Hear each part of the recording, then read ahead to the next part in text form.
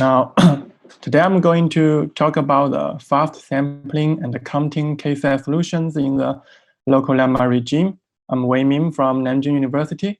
This is a joint work with Heng Guo from University of Edinburgh, my advisor Yitong Ying, and Chihao Zhang from Shanghai Jiao Tong University.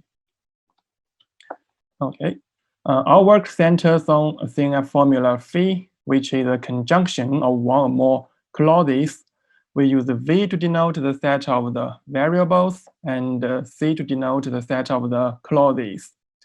A set solution is an assignment of variables in V such that all the clauses are satisfied. Now in this example, the V is the variable x1, x2 to x5, and the C is the three clauses. There are two fundamental computational tasks for CNF formula: decision and counting. Decision is to determine whether that solution exists. That is, we assign each variable either true or false, such that all the clauses are satisfied. Counting is to estimate the number of different solutions. Both problems are very fundamental in computer science, one being NP complete, the other being SHP complete. We focus on a specific class of CNF formula. Each class contains k variables, and each variable belongs to at most d clauses. Such a CNF formula is called the KD CNF formula. Now, in this example, each clause contains three variables, and each variable appears in at most two clauses. For example, let's look at the variable x2. X2 appears as the negation of x2 in the first clause and x2 in the second clause. So this example is a 3-2 CNF formula.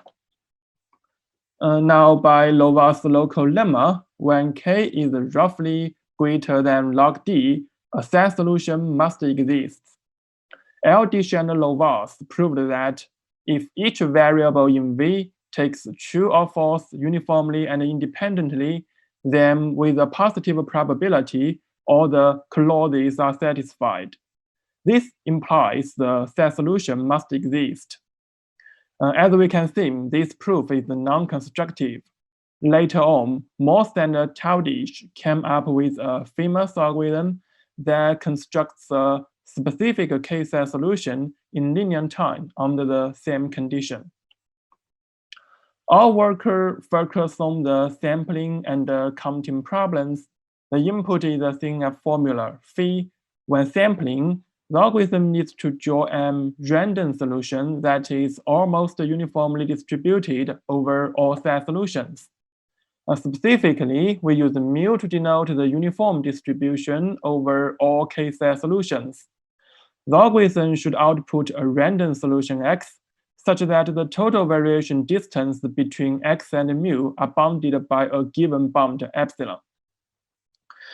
The counting problem requires to estimate the number of different solutions. The algorithm should output a number z hat, which is an epsilon approximation to z.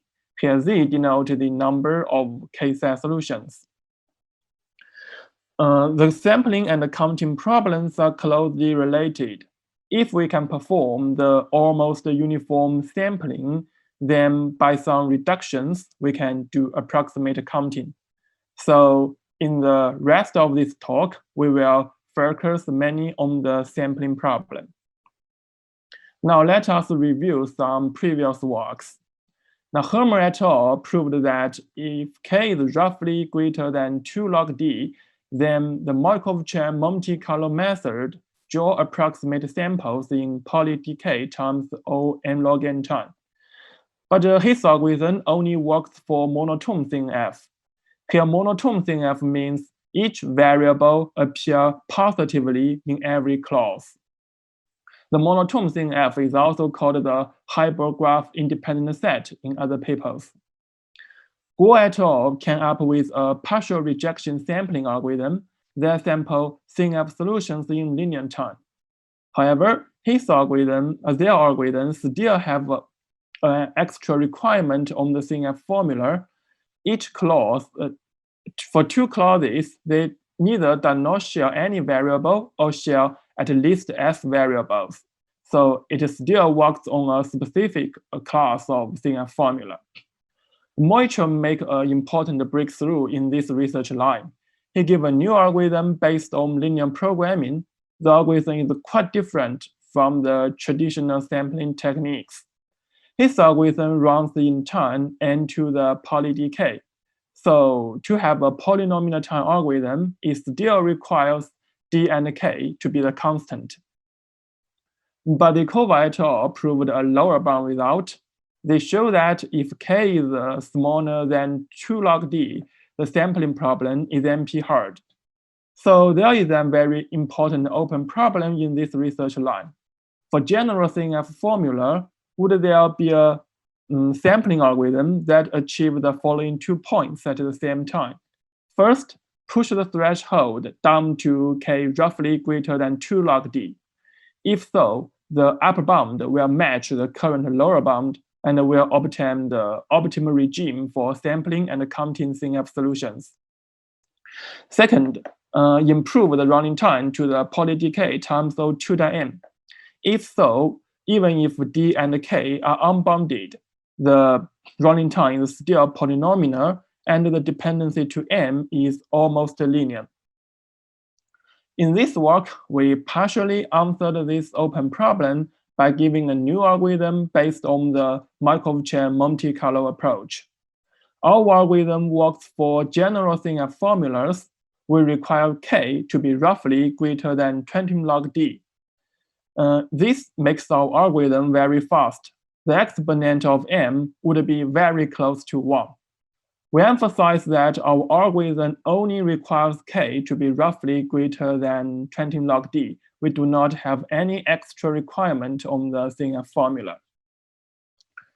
Now, more formally, we actually prove the following main theory. For any sufficiently small parameter zeta, if k is greater than 20 log d plus 20 log k plus 3 log 1 over zeta, then we have a sampling algorithm in time O2 d squared k cubed n to the 1 plus zeta, and we also have a counting algorithm in time d squared O2 d cubed k cubed n to the 2 plus zeta. If the parameter zeta becomes smaller, the gap between k and 20 log d plus 20 log k plus 3 log 1 over zeta would become larger, and this condition becomes less confined, and our algorithm becomes faster. The sampling algorithm the running time of the sampling algorithm would approach to linear, and the running time of the counting algorithm would approach to the quadratic. Our main contribution in this paper is a new algorithm for sampling CNF solutions, while the counting algorithm is obtained by the simulated annealing reduction. So in the rest of this talk, we will mainly focus on the sampling algorithm. So let's have a look at the sampling algorithm.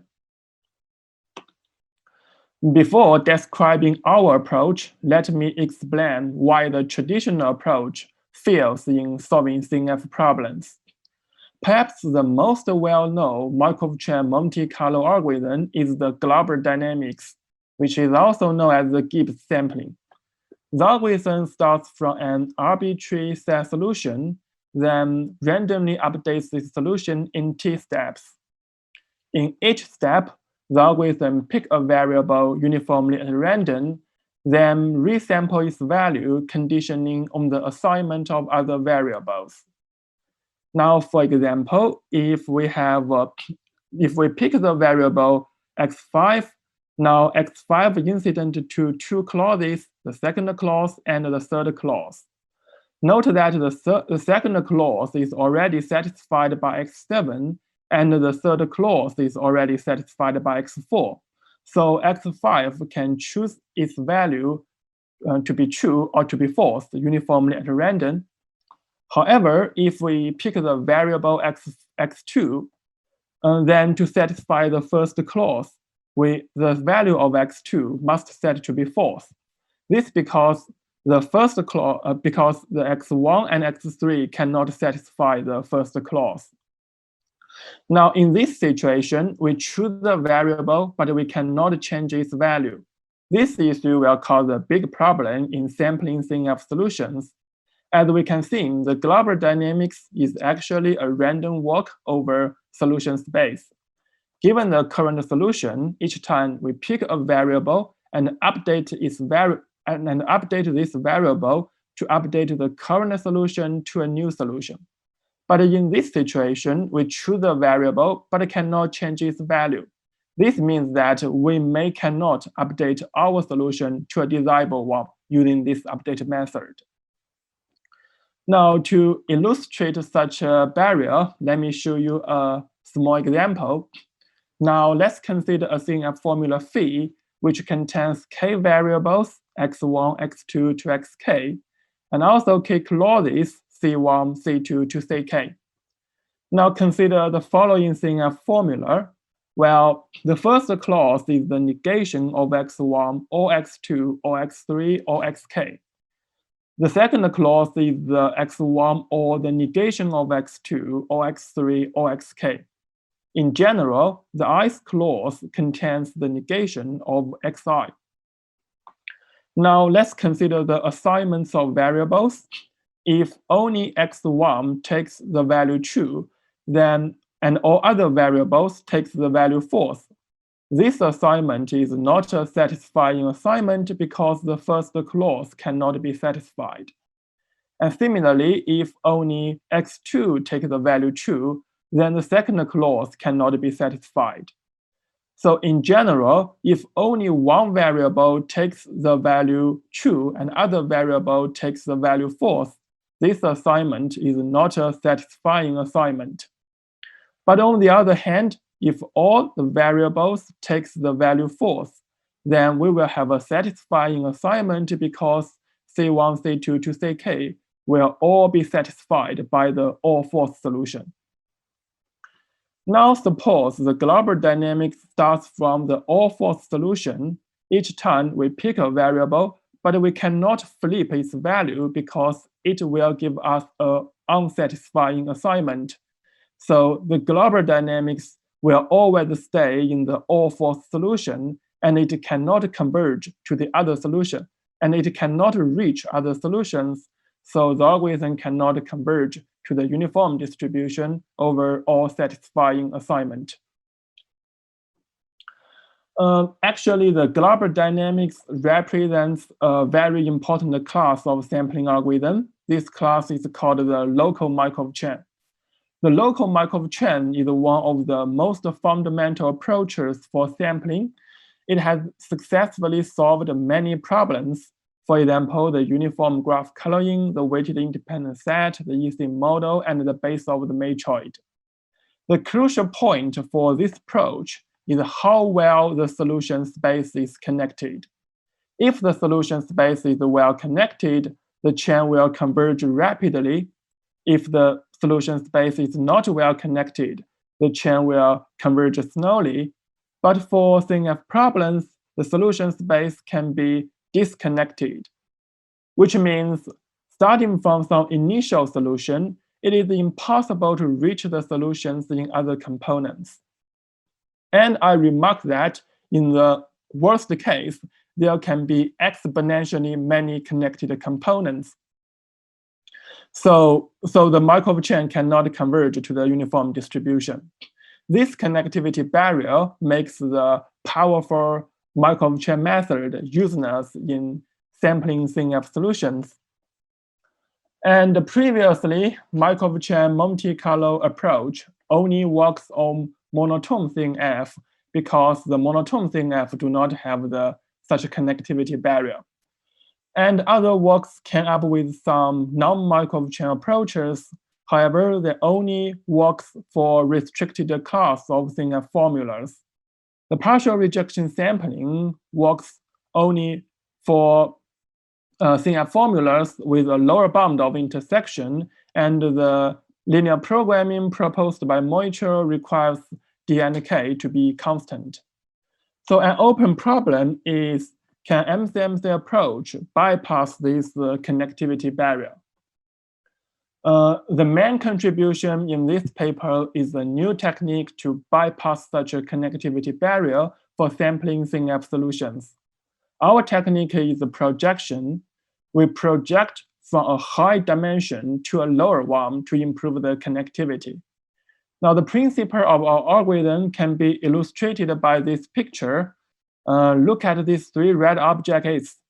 The three red objects are disconnected in the three-dimensional world, but after the projection, their shadows becomes connected in the two-dimensional world. Now, our algorithm first constructs a good subset of variables. We call this subset of variables M. Then we use global dynamics on projected distribution mu M to draw a random sample from the distribution mu M. Here, mu M is the marginal distribution on M projected from the uniform distribution mu. The global dynamics for mu M is naturally defined. We initialize each variable in M uniformly at random. In each step, we pick a random variable V in M and update the value of V conditioning on the assignment of other variables. The key point is that we only use global dynamics on the projected distribution mu M rather than the original distribution mu. So after the global dynamics, we get a random sample X. X is an assignment of variables in M. Then we sample the assignment of variables in the complement of M from the conditional distribution. Now we need to prove the following result. We need to show that there exists an efficiently constructible subset M such that the following 3 points hold at the same time. First, the global dynamics on the projected distribution mu M is rapidly mixing. Second, the global dynamics on mu M can be implemented efficiently. The implementation is not trivial because in every step, we need to resample XV from the conditional distribution. Such a condition only fixes the value of variables in set M.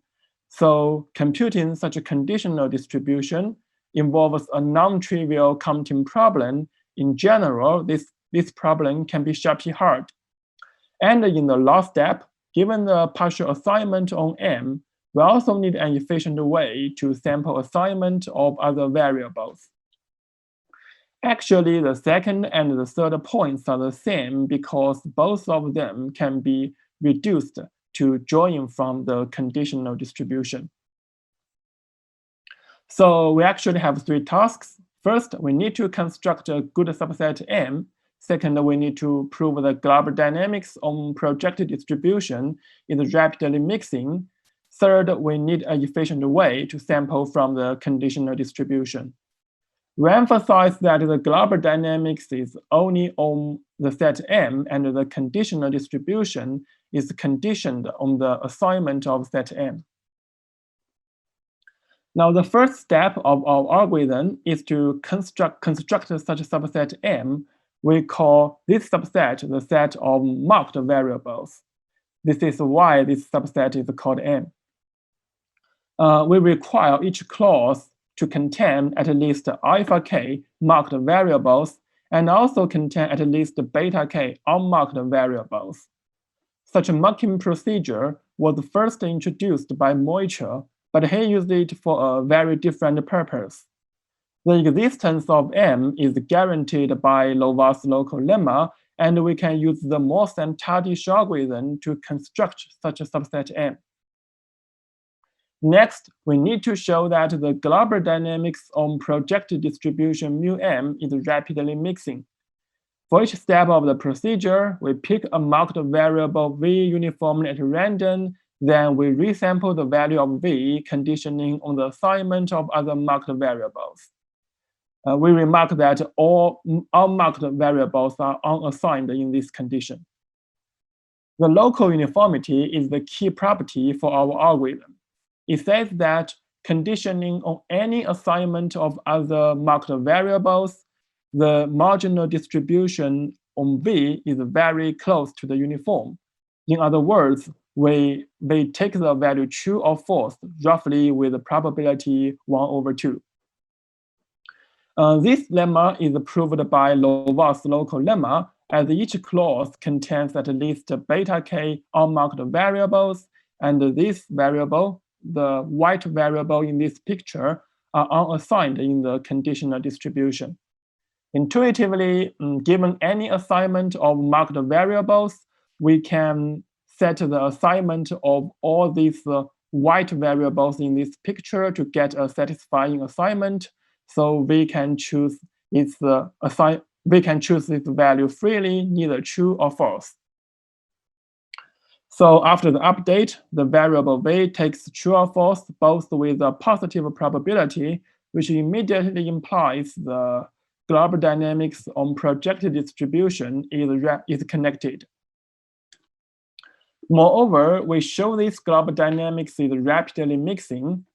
We show that after O(n) log n steps, the distribution of the output assignment would be very close to the distribution mu(m). The mixing term is proved by the well-known path coupling techniques, and we use the disagreement coupling introduced by Moicher to analyzing the path coupling. The local uniformity property once again plays an important role in analyzing the Markov chains.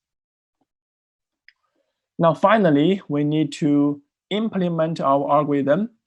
In each transition of the global dynamics, we need to resample the value V conditioning on the assignment of other marked variables. And in the last step, we need to sample the assignment of unmarked variables conditioning on the marked ones. Computing the exact distribution can be sharply hard because it requires us to count the number of satisfying solutions of all unmarked variables. But with high probability, we can still draw approximate samples from these distributions. Now consider each transition step of global dynamics. We need to resample the value V conditioning on the assignment of other variables. We call this assignment xm set minus V. Now, given xm set minus V, a key observation is that some clauses may be already satisfied. For example, we consider this clause. Suppose x1 and x4 are marked variables. If we already know x1 takes the value true or x4 takes the value false, then we know this clause must be satisfied. Satisfied clauses have no effect on the conditional distribution, so we can remove them. The key property is that, with high probability, after removing all the satisfying clauses, the graph is deconstructed into small components of size ODK log m. This is due to the fact that each clause contains at least alpha k marked variables, and each marked variable takes an almost uniform value. So with high probability, each clause can be removed, resulting with the graph only have small connected components. Then we find the connected component C that contains the variable V. That is the yellow component in this picture. Now, to resample the value of xv, we only need to process this connected component C. The advantage is that the size of the connected component is very small. It is ODK log m. But however, if we use the brute force algorithm in this connected component, we enumerate all the assignment in this connected component since they are ODK log m variables, so the running time will be n to the poly dk, which is too slow. So instead, we use the rejection sampling on the connected component C. The variable V and all other unmarked variables, that is the white variable in this picture, neither takes the value true or false uniformly and independently. By Lovász local lemma, we proved that if k is greater than 20 log d plus 20 log k plus 3 log 1 over zeta, then the probability that all the clauses in C are satisfied is at least epsilon over n to the zeta. So we can try the rejection sampling for O2 n over epsilon to the zeta times. Then with high probability, we can draw a sample from the conditional distribution. The advantage of the rejection sampling is that the running time is small, even if d and k is large.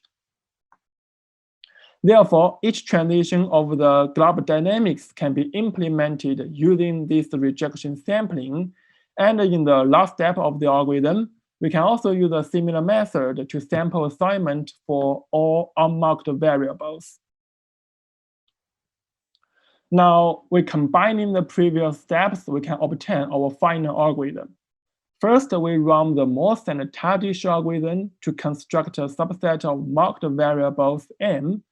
Then we use the global dynamics on the subset m to draw a sample x from the distribution mu m. Here, for each step of the global dynamics, we use the rejection sampling to implement the transition of global dynamics.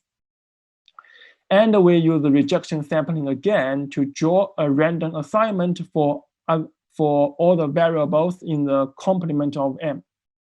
So finally, we can put marked and unmarked variables together to get our final output.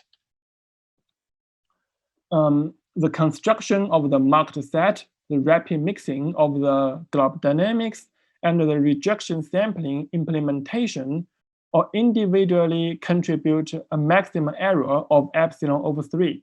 So we can add all the error together to show that the total variation distance between our output and the distribution mu is at most epsilon. The proof is use a coupling argument. We couple our algorithm with the ideal process of global dynamics, so we can add all these errors together to get our final error. Now, to prove the running time of the algorithm, note that the running time is dominated by simulating global dynamics for t equals O(n) log n steps. And in each step, we use the rejection sampling to implement the transition of global dynamics. And we try the rejection sampling for at most r equals O2 n over epsilon to the zeta times. So the total running time is r times t, which is O2 n to the 1 plus zeta. Now let us have a quick look at the counting algorithm. We actually solved the randomized counting problem. The algorithm is required to output a random number z hat, such that with the probability at least 3 over 4, z hat is an epsilon approximation to z. Here z is the number of k-set solutions. Here the number 3 over 4 can be replaced with any constant that is greater than 1 over 2. To reduce the counting problem into a sampling problem, we need to define a weighted CNF formula. Now, suppose we are given a CNF formula phi. We also give a parameter theta. Theta is also called the temperature. We define, for any assignment of variables x, we define the weight of x with respect to the temperature theta as the e to the minus theta fx. Here fx denotes the number of the clauses that is not satisfied by x. So if x is a satisfying assignment, fx equals 0, the weight of x is 1, and if x is not a satisfying assignment, fx is positive, but x still have a positive weight. Now we can define a distribution mu with respect to the temperature theta. The probability of assignment x is wx over z theta. Here z theta is the sum of all the weight of the assignment. Z theta is called the partition function at the temperature theta. So intuitively, the probability of each assignment x in the distribution mu is proportional to its weight wx. Now let's consider some special case. If the temperature theta is 0, then the weight of all assignment is 1, so the partition function is 2 to the n. If the value of theta approach to infinity, then if x is a satisfying assignment, fx equals 0, so the weight is 1. If x is not a satisfying assignment, the weight of x is 0, so the theta is precisely the number of k-set solutions, which is the target of our algorithm. We use the Lovász local lemma to prove the following results for counting. We show that if k is greater than log d plus the constant c, then if theta is O log n, then this theta already gives a good approximation to the number of solutions z. So with this lemma, we want to approximate the number of solutions z. We only need to compute this theta when theta equals O log n. So we use the following non-adaptive simulated annealing. We set L increasing parameters, theta 0, theta 1, theta L, such that theta 0 equals 0 and theta L equals O log n. Here the theta L is precisely the parameter theta in the previous lemma. Now to estimate the number of solutions, we only need to estimate the value of the theta L, and we use the following telescoping product to do this task. The equation holds because the theta 0 is precisely 2 to the n. Now our task is to calculate every ratio in this telescoping product.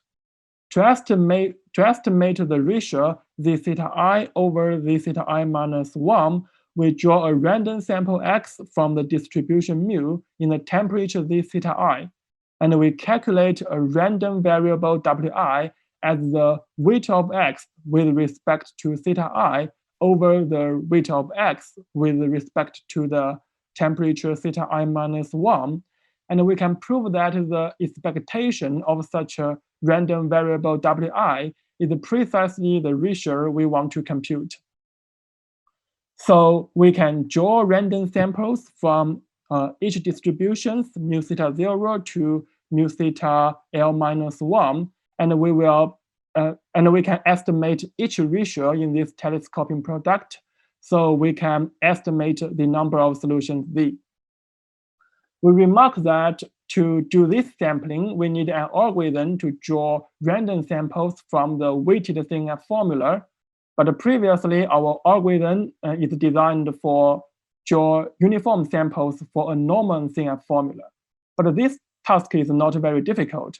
We can simply modify our algorithm, and we can draw random samples from the weighted CNF formula. Now, finally, let us conclude our sampling and counting algorithms. The sampling algorithm first mark variables, and we use Lovász local lemma to do the marking procedure. Each clause should contain at least beta k unmarked variables. Then, by Lovász local lemma, we can prove the local uniformity property. With local uniformity property, we can show that the global dynamics mix in O n log n steps. On the other hand, each clause contains at least alpha k marked variables, and with the local uniformity property, we can prove that for each transition of the global dynamics, the connected components is small. So we can use the rejection sampling on each connected component. Then use the Lovász local lemma, we show that we can repeat a rejection sampling for at most O2 n to the zeta times. So combining together, we will get a sampling algorithm in time O2 n to the 1 plus zeta. Now suppose we have the sampling algorithm. Again, by Lovász local lemma, we can use the non-adaptive simulated annealing reduction to get a counting algorithm. So overall, we use the projection, namely marking variables, to bypass the connectivity barrier of the Markov chain Monte Carlo method, So we can use the well-developed MCMC technique to analyze the running time for sampling CNF solutions. And as we can see, the low-vast local lemma plays very important roles in many places in our algorithm. Now, to summarize, in this work, we give fast algorithms for sampling and counting k-set solutions in the local lemma regime. Our sampling algorithm, the running time of our sampling algorithm is close to linear, and the running time of our counting algorithm is close to the quadratic time. Technically, we use projection and the low-vast local lemma to bypass the connectivity barrier of MCMC method. There are some interesting open problems. Perhaps the most interesting open problem is how to push the threshold down to k roughly greater than 2 log d. If we can do it, the upper bound will match the current lower bound, and we can obtain the optimal regime for sampling and counting k-set solutions.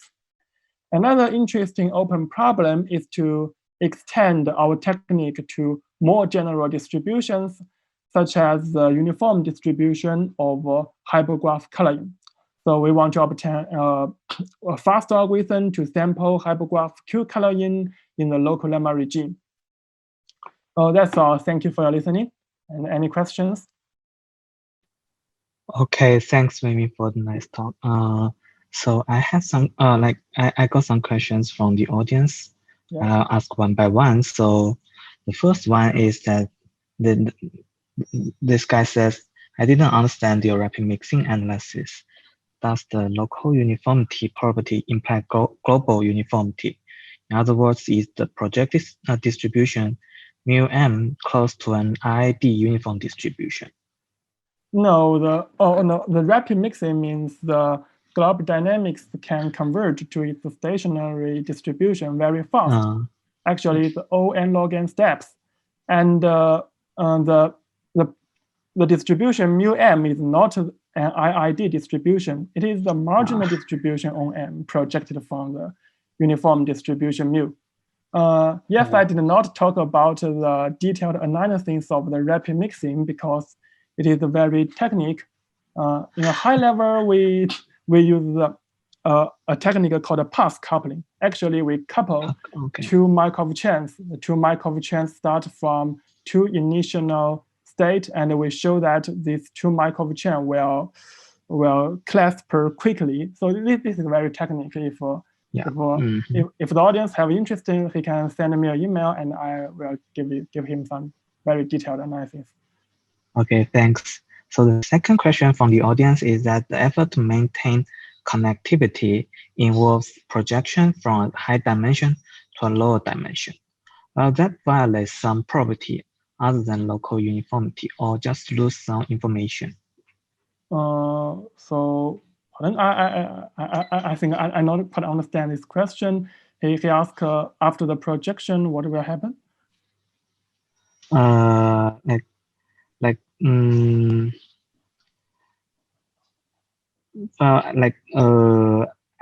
From my understanding, it's like this. By doing this projection, is there any other? Let me see. Some probably other than uniformity. Is there anything more that lose from this projection? You mean lose from the projection? Yeah. Like by doing projection, you always lose something, right? No, I didn't lose. We're doing projection. We did not lose anything because after projection, we will have a marginal distribution. Then we first sample from the marginal distribution. Then given the assignment on these projected variables, we sample from the conditional distribution. So we didn't lose anything. So that's basically like by doing this projection, it actually makes things more clear, right? Yes, makes the algorithm more fast. I think. Yeah. Okay. The third question from the audience is that there's an epsilon to the power of minus zeta in the running time of your algorithm. Yeah. What's the exponent of epsilon in previous algorithms? Okay. in previous algorithms, there are many previous algorithms. For example, let me show you. For example, the classical Markov chain method, the dependency of epsilon is very good. It's log 1 over epsilon. It's very good. Okay. And for the deterministic approach, the dependency of epsilon is very bad. It is roughly 1 over epsilon to the poly decay. So to obtain a f-p-test, we only require our algorithm is polynomially dependent to 1 over epsilon. Okay. Actually, in our running time, the dependency to epsilon is 1 over epsilon to the zeta, and the zeta is a very, very small constant. Okay, cool. So there's another question. In your counting algorithm, what is mu theta? Mu theta, okay. Mu theta is actually a weighted thing. So to do the counting, we need to define a weighted thing as formula. Namely, the weight means that we will give any assignment of a weight. So if even if x is not a satisfying assignment, we still give it a positive weight. But if x violates many constraints, its weight will become very, very small. If x is a satisfying assignment, the weight is 1.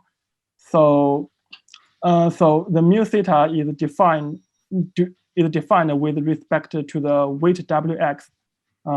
The probability of each assignment is proportional to its weight.